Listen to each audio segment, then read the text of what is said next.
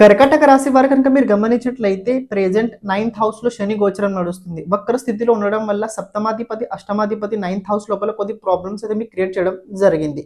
ప్రత్యేకంగా ఏంటంటే కొన్ని అనుకున్న పనులు సరిగా రాలేవు, జరగలేవు. రాబోయే రోజుల్లో కొన్ని అనుకున్న పనులు ముందుకు జరిగే అవకాశాలు ఉండబోతున్నాయి. ధార్మిక కృత్యాలు జరగబోతున్నాయి. మీ గురువు గారు కావచ్చు, లేకపోతే మీరు ఎవరైతే గురువు గారు భావించుతారో వాళ్ళ నుంచి మంచి సందేశం రాబోతుంది. దాంతో పాటు కొన్ని ట్రావెలింగ్స్ జరుగుతాయి. దాంతో పాటు కొద్దిగా లైఫ్ లోపల ఛాలెంజెస్ ఉంటాయి. కానీ ఛాలెంజెస్ని చాలా ఈజీగా మీరు బయటకు వెళ్తారు. అంటే అందులో నుంచి బయటకు మీరు వస్తారు.